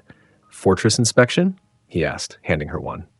She's added a moat, Amanda said, nodding toward Jasmine, who had arranged throw pillows in a circle around the base. Pete leaned against the banister beside her. Remind me to budget for fireproofing. She laughed and didn't stop right away. He turned to look at her. It wasn't the laughter that got him, it was how unguarded she looked when she finally let go. Hair tousled, sleeves pushed to her elbows, the kind of beauty that came not from perfection, but presence. You're different when you laugh, he said softly. She tilted her head. So are you. Their eyes lingered. And that's when it happened. Not in a cinematic swell, not with orchestras or moonlight, but quietly, slowly, like gravity. He stepped closer. She didn't step back. His hand brushed hers. And when Amanda didn't pull away, Pete reached up, slowly, deliberately, and tucked a loose strand of hair behind her ear. Amanda? She looked up at him, eyes uncertain, but open. And when he kissed her, it wasn't dramatic or possessive. It was gentle, tentative, like turning the first page of a long-forgotten book they both still knew by heart. Her breath caught, but she didn't move. His hand came to rest at her waist. And for a moment, just a moment, the world disappeared. When they pulled apart, neither spoke. Amanda touched her lips, surprised by how familiar it felt. How dangerous. That was, she started. Pete waited. A mistake, she finished softly. He nodded once, not wounded, just patient. Okay, he said, then we'll slow down again. Amanda looked away. We can't confuse the girls, we're just finding our rhythm. I know, and we're not there. Not yet. I didn't kiss you because I thought we were, Pete said quietly. I kissed you because in that moment I couldn't not. Amanda's throat tightened. You always were good with words, he offered a small smile. Words are easy, actions are harder. Then show me, she said, stepping back slightly. Show me this isn't just nostalgia. I will. Later that evening, Amanda folded laundry in the girls' room while Cindy snored softly on the pillow next to her. Jasmine lay curled at the foot of the bed, blanket in hand. Pete watched from the doorway. He didn't come in, didn't say anything, just watched. Like the kiss hadn't changed everything. And nothing. Amanda glanced up and saw him. She didn't smile, but she didn't ask him to leave either. And that, for tonight, was enough. Amanda stood on the back patio, barefoot, a fleece blanket wrapped around her shoulders as the last streaks of twilight slipped behind the Boston skyline. The cool evening air touched her skin, and still she didn't move. She needed clarity. After the kiss, after the gentle chaos of their new rhythm, her mind had become louder than ever. Pete joined her quietly, coffee in hand though he wouldn't drink it. Not this late. He just needed something to hold. He didn't speak right away. Neither did she. They stood side by side in the silence of people who knew what was coming. Amanda was the first to break it. I meant what I said, she whispered. About the kiss. Pete nodded, gaze steady. So did I. I'm not ready. I know. She turned to face him. But I need you to hear me this time. Not just listen. Not just say the right thing. I'm listening, he said softly. I've spent 5 years surviving. Alone. Every bottle, every fever, every tantrum. I've worked myself to the bone so my daughters wouldn't feel what I did. Abandonment, instability, uncertainty. Her eyes glistened, but she didn't look away. And then you came back. And you're doing everything right, Pete. You're patient. You're kind. You're not the man I left. He said nothing. He didn't interrupt. He let her speak. But I don't know if this change is who you are or who you want to be for now. She paused, and I can't risk believing in it until I'm sure. Pete's jaw tightened slightly, but his voice was low, sincere. What do you need from me? Amanda exhaled, slow and even. I need a line between us, she said. A clear one. For the girls. For me. A line, he repeated. No romantic gestures, no more, almost moments, no more emotional fog. She looked up at him. If we cross that line again, it can't be accidental, it can't be uncertain. Pete's eyes searched hers. You want a clean break? No, she said quickly. I want a clean space, to build something solid, something real. If there's ever going to be an us again, I need it to grow from truth, not from nostalgia or proximity or loneliness. Pete looked down at his coffee, then back at her. You're asking me to hold back. I'm asking you to hold steady. He nodded slowly. Okay. Amanda blinked. Okay. I said I'd match your pace. This is your pace. A long pause passed. Then Amanda added more softly, and I want you to keep being their father. Keep showing up. That part doesn't change. Pete stepped back, not out of rejection, but respect. I'm not going anywhere, Amanda. She watched him disappear into the house, leaving the door open behind him. A choice, an invitation. And for the first time in years, Amanda didn't feel chased or cornered. She felt seen. Upstairs, Cindy had kicked off her covers again. Pete quietly tucked her in, brushing a strand of hair from her cheek. Jasmine snored softly on the other bed, a toy crown resting crookedly beside her. He stood there for a long time, not rushing, not fixing, just staying. Amanda returned to the couch, picked up her planner, and crossed off another day. She didn't know what tomorrow would bring, but she knew this. The man upstairs was no longer the boy she'd left behind. And if love was coming, it would have to meet her where she stood. No illusions, no shortcuts, just two people on either side of a line, both brave enough to wait. Pete Crossfield stood backstage at the Crossfield International Annual Gala, adjusting his cufflinks while Jack read off the speaking order for the third time.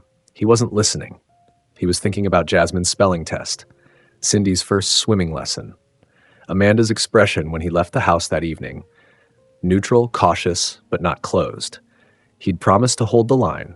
Tonight, he'd honor it, but he'd also draw a new one, between his past and the man he was becoming. 5 minutes, Jack said, lowering his tablet. Pete nodded once, then pulled out a folded note card from his inner jacket pocket. Not a speech, not a statement, just... In the ballroom, the gala glittered. Strings of light shimmered from the vaulted ceiling, and glasses clinked like wind chimes over a sea of designer gowns and dark suits. Amanda stood near the back, tucked beside a marble pillar, far from the cameras. She hadn't wanted to come, but Pete had asked, not with pressure but with sincerity. "You don't have to make a scene," he'd said. "Just be in the room." Now she was. Her burgundy dress was simple, understated, but every eye that found her lingered a little too long, as if trying to decide whether she was a mystery or a scandal. She hated this part. The attention, the judgment, the implication that she'd stepped into power rather than survived in its shadow. When Pete stepped onto the stage, a hush fell over the crowd. He didn't open with numbers. He didn't mention expansion or quarterly growth. He opened with this: "I've spent most of my adult life defining success by metrics, profits, properties, stock prices. And for a while, that made sense, until I realized I'd built an empire so tall, no one could see me behind it." Murmurs fluttered. Amanda stood still, eyes fixed on him. "In the last few months, I've been asked a lot of questions about transparency, legacy, responsibility, but no one asked the question that mattered most. What changed?" He looked directly toward the back of the room, not at the cameras, not at his investors, at her. "The answer is simple. I became a father, not a perfect one, not even a good one yet, but a present one. And through that, I became something else too, aware. Aware of the people my success used to cost, aware of the woman who taught me what strength without spotlight looks like, aware that you can't build a future by erasing the past." The crowd held its breath. Amanda's heart did too. So no, this isn't a rebrand. It's a return to values, to purpose, to family that will define this company from now on. He stepped back. Silence. Then thunderous applause. But Amanda couldn't move because she knew what she'd just witnessed. It wasn't a PR move. It was a reveal. The man she once walked away from had just brought her, without using her name, without claiming her, into the heart of his legacy. Later that night, Amanda stood in the hallway outside Pete's dressing room, arms crossed, waiting. He opened the door, jacket unbuttoned, tie loosened, a flicker of apprehension in his eyes. "Well?" he asked. Amanda stared at him. "You didn't say my name. I didn't need to. And yet, you said everything." Pete stepped forward slowly. "I told you I'd hold the line. I meant it." "You did more than that," she murmured. He didn't touch her, didn't ask anything from her. He just stood there, waiting. Amanda looked up, searching his face. Then, "Let's go home." In the car, they didn't speak, but for the first time, silence didn't feel like a gap. It felt like progress. Amanda didn't leave in the middle of the night. She left in the morning, quietly, carefully, with Jasmine's favorite stuffed animal tucked into her carry-on and a note on the kitchen counter that read, "I need space. Just for a little while. I'll call when we land. Amanda." It wasn't a goodbye, but it wasn't a promise either. Pete found the note before the sun had fully risen. He read it once, then again. His first instinct was to call Jack. Cancel meetings. Track the flight. React. But he didn't. Instead, he sat down in the empty kitchen where they'd shared breakfast just yesterday and let himself feel it. The ache, the fear, the understanding. 3 hours earlier, Amanda had crept into the girls' room with the ease of someone who'd spent years tiptoeing through darkness. Cindy was curled like a kitten. Jasmine sprawled like she'd claimed the entire mattress. Amanda kissed their foreheads, then whispered into the quiet, "Be good, be brave. Mommy just needs to breathe."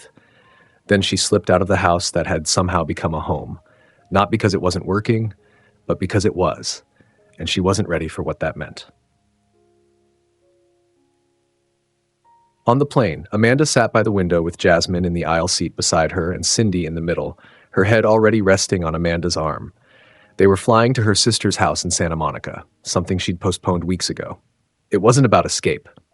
Not really. It was about pause and a test, to see what happened when distance entered the equation, to see if Pete would still show up when there was nothing immediate to fix. Pete stood in the hallway outside the girls' bedroom, staring at the twin beds that still smelled like bubblegum shampoo and bedtime giggles. He didn't call her, didn't chase. Instead, he walked into his office and stared at the letter his mother had written him, the one that had cracked open the shell he'd lived in for years. He opened his laptop and sent a short message to Amanda's sister. "Let me know they arrived safe. I won't disturb. I'll wait. 3 days later, Santa Monica. Amanda walked the beach at dawn, barefoot, phone in hand. The girls were with her sister, painting seashells and feeding seagulls. The air was clean here, but she still couldn't breathe all the way. She opened her inbox, one message from Pete. Hope the girls are well. Just wanted to say, I miss the way you run the kitchen like a command center.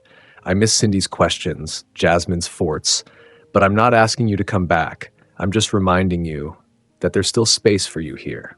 No rush. She didn't cry. She almost did. But instead she smiled. Just a little. That night, Amanda sat on the balcony with her sister, watching the girls sleep inside through the screen door. He didn't follow you? Her sister asked. No, Amanda said. He waited. Her sister nodded. Sounds like a man who's not trying to win, just trying to be worthy. Amanda looked out at the moonlit tide. Maybe, she whispered. Maybe that's the difference. Amanda found the envelope by accident. It was tucked inside a stack of books Pete had sent for the girls, storybooks, sketch pads, a handwritten note for each daughter in their favorite colors. But when Amanda reached the bottom of the box, beneath the copy of Goodnight Moon, there it was, cream-colored, unlabeled, familiar handwriting, soft and curved, not Pete's. Amanda turned it over in her hands, her name written on the back in steady, graceful script.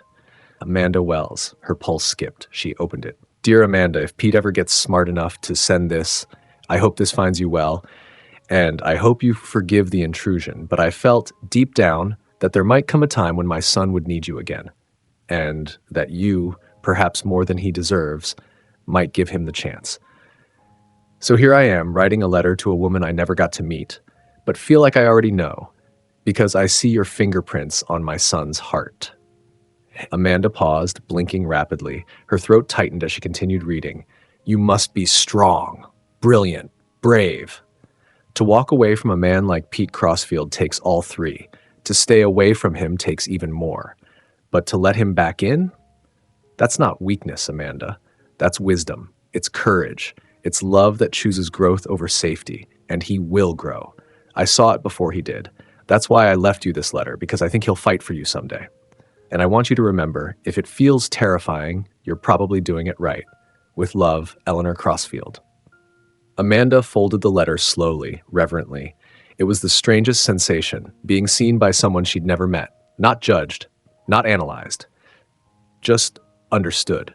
She held the letter to her chest for a long time, let herself feel it, then wiped her face and stood up. There were still boundaries, still timelines, still things Pete would have to earn. But for the first time since stepping on that plane, Amanda no longer felt like she was running. She felt like she was finding her way home. That evening, Amanda sat on the porch swing while the girls played in the sand. She pulled out her phone and opened a message thread with Pete that had remained silent since her last reply.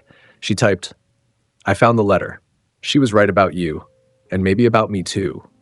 We're flying home in 2 days. She hesitated, then added, if you're still waiting. The reply came 2 minutes later. I'm always waiting for you. P. Pete didn't hesitate. He booked the flight within the hour, not because Amanda had asked him to, but because for once, he didn't want her to walk alone. By the time he landed in Santa Monica, the sun had dipped low, casting the coastline in lavender and gold. A breeze swept in from the ocean, salty and cool. He found Amanda on the porch of her sister's house, curled up in a chair, a thick cardigan wrapped around her shoulders, her hair swept into a low knot. She wasn't surprised to see him.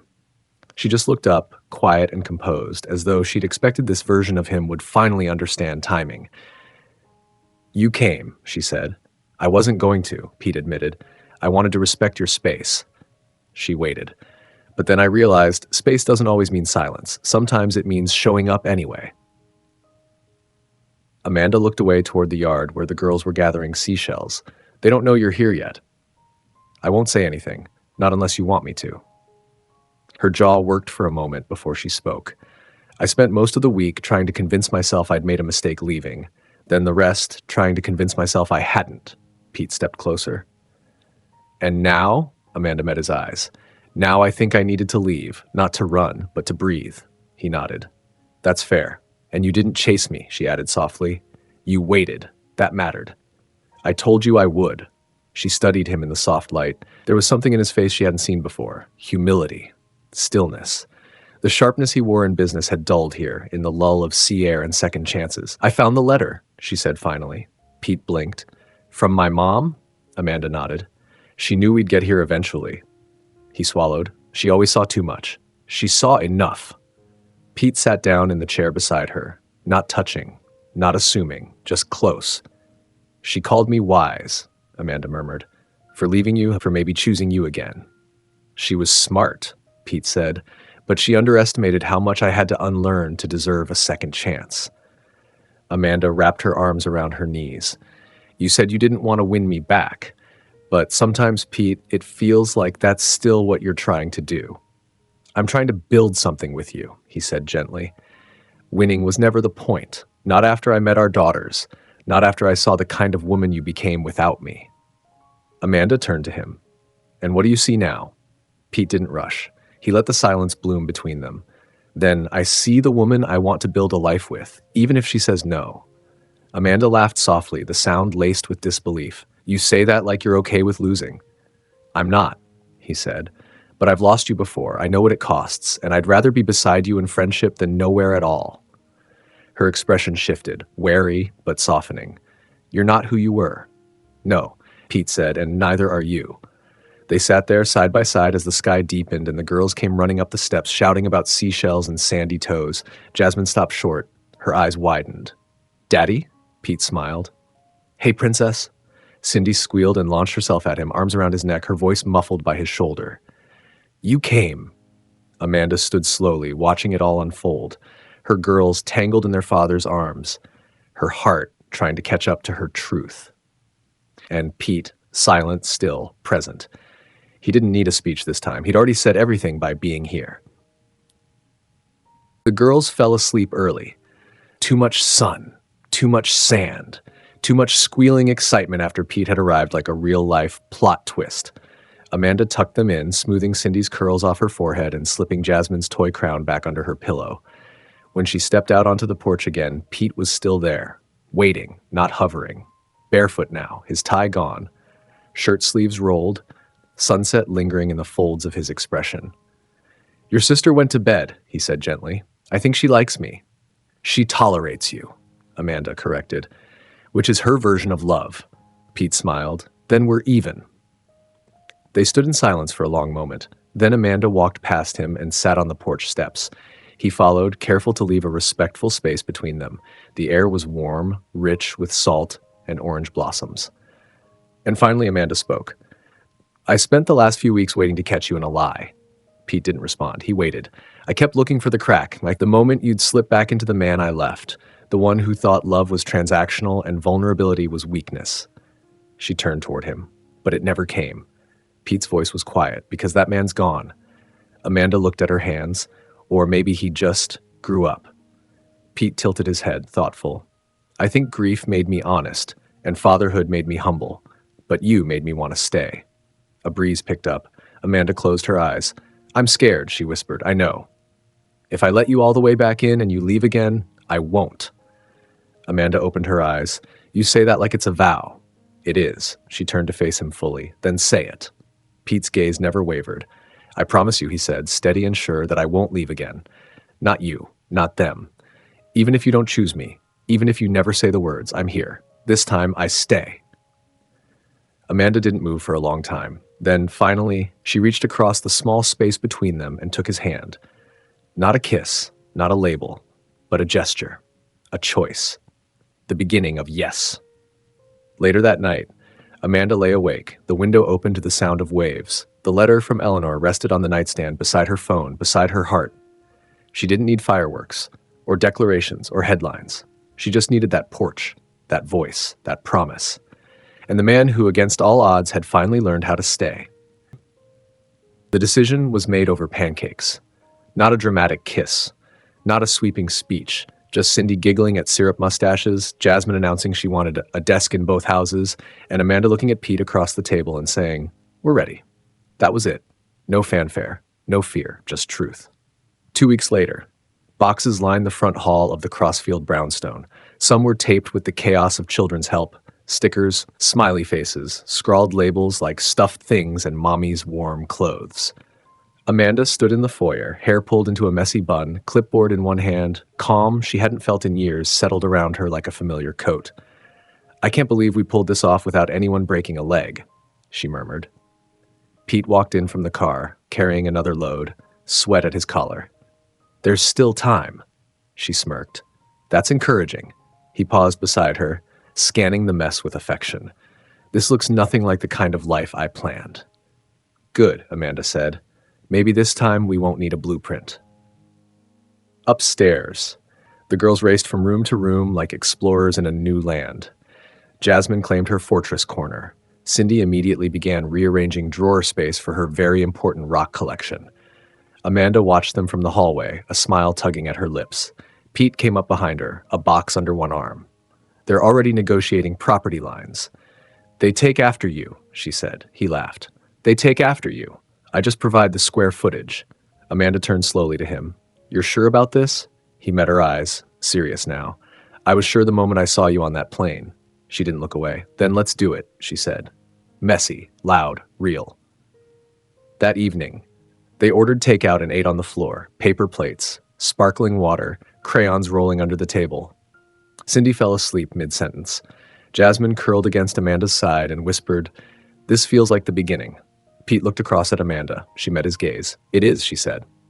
Later that night, Amanda walked the house alone, barefoot, quiet. She paused in the kitchen where Pete had scribbled a note on a sticky pad.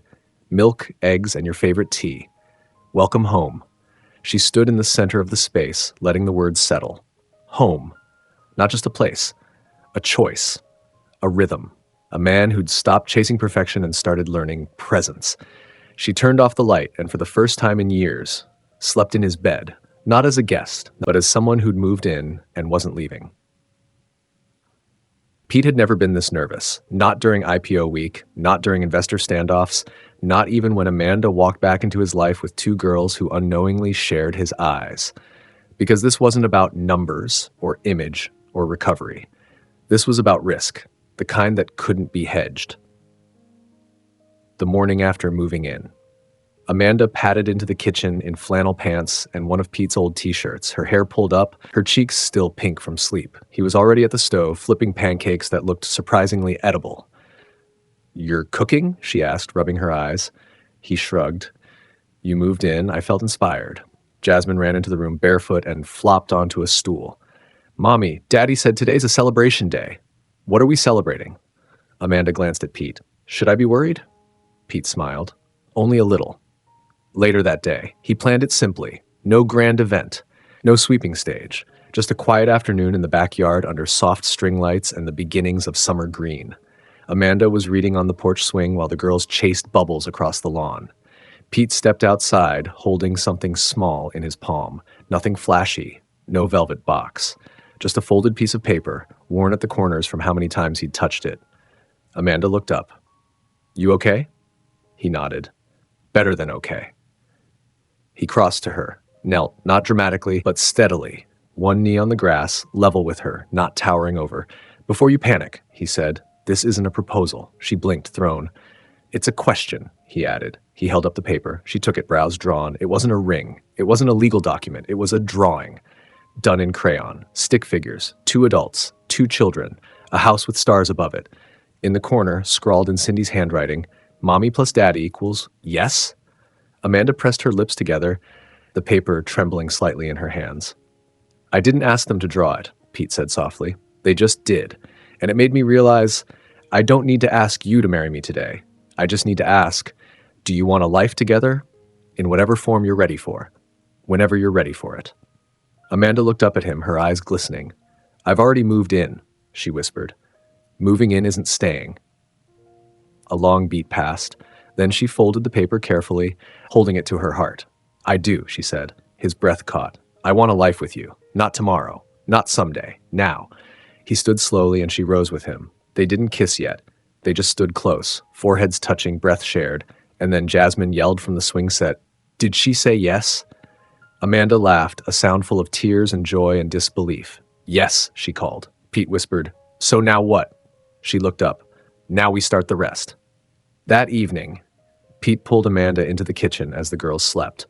No speeches, no audience, just two people holding each other, finally, fully, on purpose. It wasn't a fairy tale, it was real. And for them, that was better. It started with crayons. Again. Jasmine had taken over the kitchen island with a stack of paper and an announcement. We're designing new mailboxes for the front door, because we live here now. Amanda smiled, sipping her coffee while Cindy carefully drew tiny hearts around her stick figure design.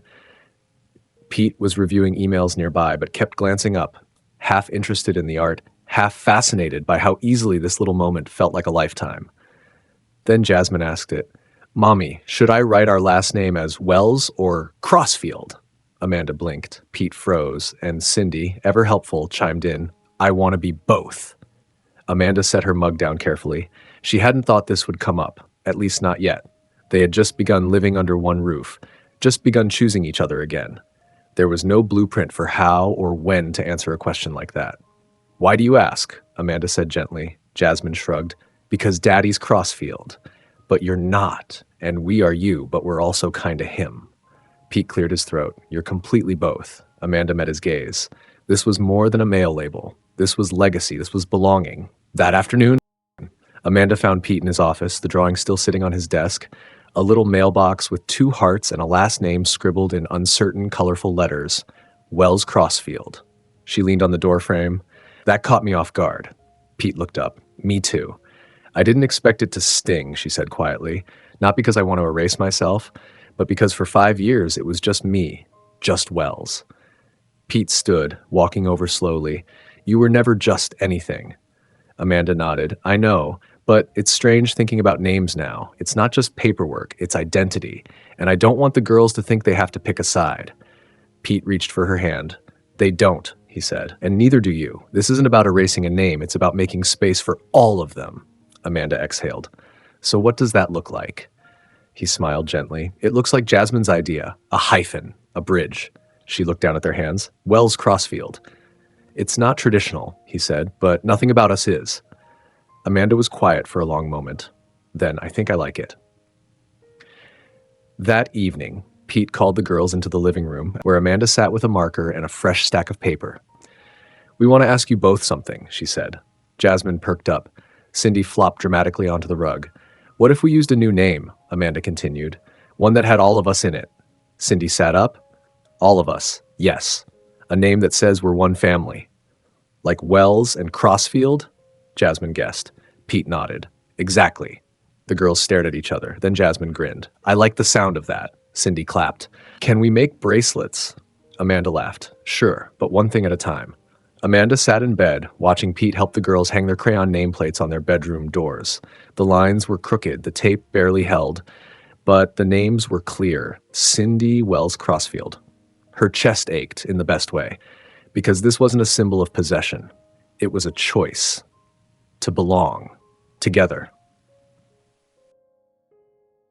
Pete hadn't meant to carry it with him that night. The ring. It wasn't flashy, no spotlight diamond or headline-worthy gemstone, just a modest band of gold, smooth and simple. It had belonged to his mother. She'd left it with a note, for the woman you can build a life with, not just a future. Pete hadn't shown it to Amanda. Not yet. Not until the time was right. That evening, they were on the rooftop terrace, a late summer breeze rolling in off the city skyline. The girls were asleep, worn out from building a real mailbox in the foyer and renaming every plant in the house. Amanda stood barefoot near the railing, hair loose, glass of wine in hand. Pete joined her quietly, sliding a folded blanket over her shoulders. "You know you don't have to keep doing that," she said, smiling softly. "I know," he replied. "I like doing it." They watched the skyline in silence for a long while, and then Pete reached into his jacket pocket. Amanda looked over, her brow drawing just slightly. "Before you say anything," he said, "this isn't what you think." He opened the small box, not down on one knee, not rehearsed, just steady. Amanda's breath caught, her hand tightening on the blanket. Pete took the ring out, holding it between his fingers. "This was my mother's," he said. "She wore it for 35 years, not because of what it meant to the world, but because of what it meant to them, her and my father." Amanda's eyes shimmered. Pete, I'm not proposing a wedding date. He stepped closer. I'm offering this as a symbol, not of what we've already been, but of everything we're choosing to be. The family, the life, the staying. Amanda looked at the ring, not with panic, not with pressure, but with quiet reverence. He placed it in her palm and gently closed her fingers around it. No rush, he whispered. No expectations. Amanda stared down at her closed hand, the weight of the band settling into her skin. Why now? She asked. Pete's voice was steady. Because for the first time since I met you, I don't feel like I'm chasing you. I feel like we're finally walking side by side. Her chest tightened, because he was right. There was no catch, no manipulation, just a man giving her the choice. Later that night, Amanda sat at the edge of the bed, the ring in her open palm, the house dark and quiet, and for once there was no fear in her, only a calm certainty. She didn't slide it on, not yet, but she placed it on the nightstand beside her favorite book, her journal, and the folded letter from Eleanor, right where it belonged, waiting.